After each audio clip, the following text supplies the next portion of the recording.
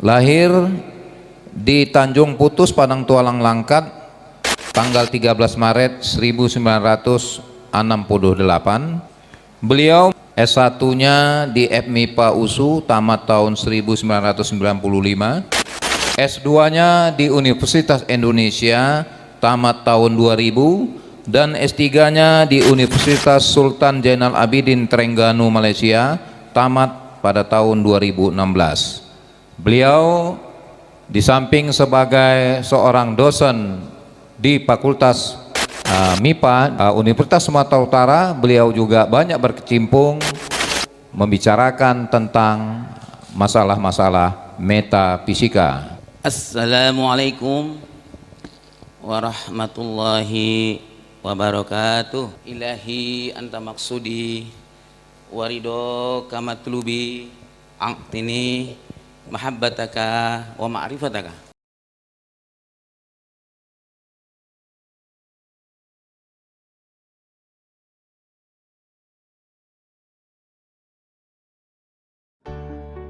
Assalamualaikum warahmatullahi wabarakatuh. Nama saya Enda Paramita dengan NIM 217026025, mahasiswa pasca sarjana fisika USU.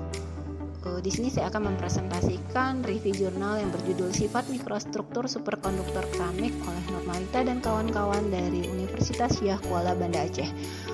Ini merupakan tugas mata kuliah Teknologi Keramik dan Superkonduktor dengan dosen pembimbing Bapak Dr. Muhammad Sontang Sihotang, SSI MSI.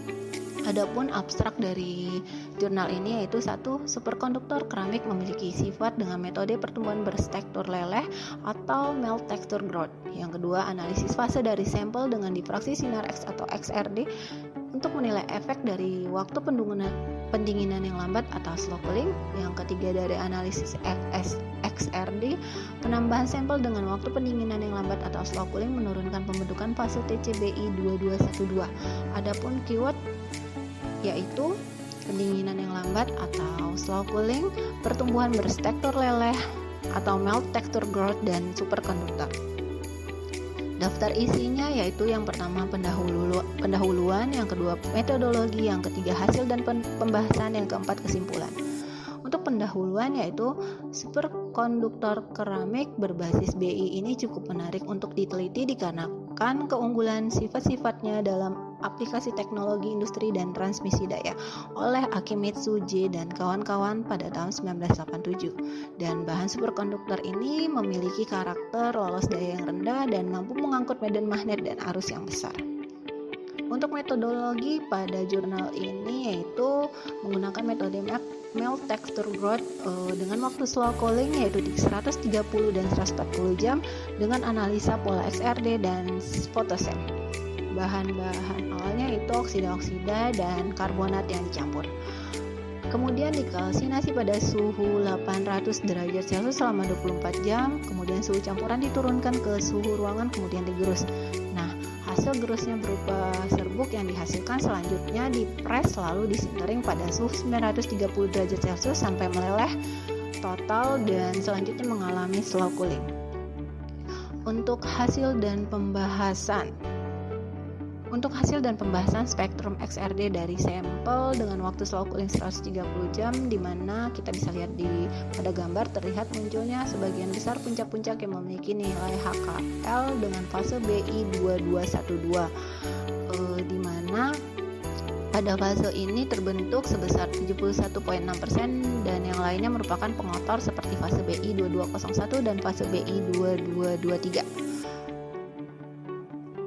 Untuk hasil dan pembahasan dengan spektrum XRD dari sampel dengan waktu slow cooling 140 jam, yaitu dari gambar dapat dilihat munculnya sebagian puncak-puncak yang memiliki nilai HKL untuk fase BI 2212, di mana pada slow cooling 140 jam ini nilai fraksi sebesar 53,1%, persentase fase terorientasi sebesar 15,3%, dan impuritas yang didapatkan sebesar 46,9%. Impuritas yang terbentuk adalah fase BI 2201 dan fase BI 2223.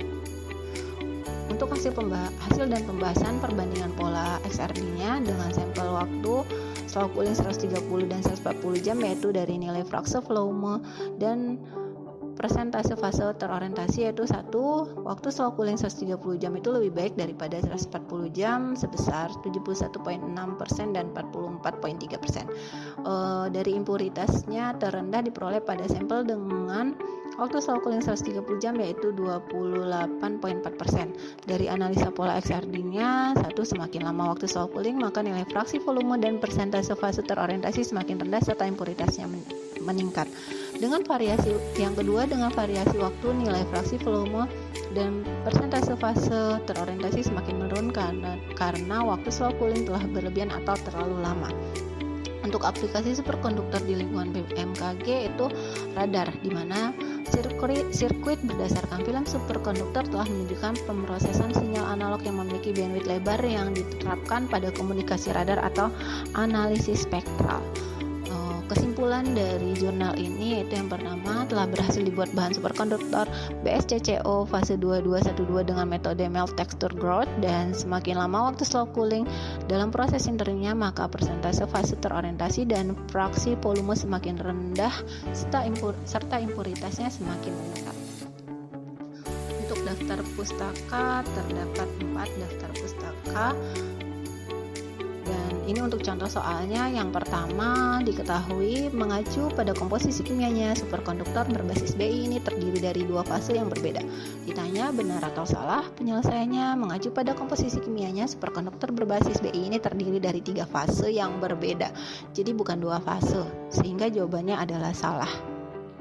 Contoh soal yang kedua, diketahui superkonduktor keramik berbasis Bi sangat menarik untuk diteliti dikarenakan keunggulan sifat-sifatnya dalam aplikasi teknologi dan industri transmisi daya.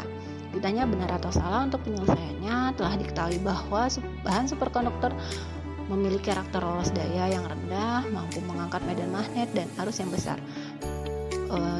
Di samping keunggulan sifat-sifat optik dan elektronik lainnya, jadi jawabannya adalah benar. Nah, soal nomor 3, diketahui bagaimana perbandingan hasil pola XRD sampel dengan waktu slow cooling 130 dan 140 jam, apakah nilai fraksi volume dan persentase fase terorientasi semakin tinggi serta impuritasnya menurun. Ditanyanya jawab benar atau salah. Penyelesaiannya, berdasarkan hasil perhitungan analisa pola XRD dapat disimpulkan bahwa semakin lama waktu slow cooling maka nilai fraksi volume dan persentase fase terorientasi semakin rendah serta impuritasnya meningkat. Jadi jawabannya adalah salah. Contoh soal nomor 4 yaitu diketahui waktu slow cooling yang lebih lama dapat juga menurunkan nilai persentase fase terorientasi. Ditanya benar atau salah, untuk penyelesaiannya waktu slow cooling yang lebih lama juga dapat menurunkan nilai persentase fase terorientasi. Ini menunjukkan bahwa derajat kristalinitas sampel semakin rendah dengan bertambahnya waktu slow cooling. Adapun derajat kristalinitas ini sangat dipengaruhi oleh susunan bidang kristal yang menjadi bidang difraksi sinar X. Jadi jawabannya adalah benar. Soal terakhir nomor 5 yaitu diketahui bahan superkonduktor BSCCO fase 2212 dengan metode melt texture growth, di mana semakin lama waktu slow cooling dalam proses sinteringnya maka persentase fase terorientasi dan fraksi volume semakin rendah serta impuritasnya semakin meningkat. Ditanya benar atau salah, penyelesaiannya untuk nilai persentase fase terorientasi dan fraksi volume yang tinggi diperoleh dari sampel dengan waktu slow cooling 130 jam yaitu 71,6% dan 44,3%. Serta impuritasnya yang rendah juga diperoleh dari sampel dengan waktu slow cooling 130 jam yaitu 28,4%. Jadi jawabannya benar. Oke, sekian dan terima kasih presentasi dari saya. Assalamualaikum warahmatullahi wabarakatuh.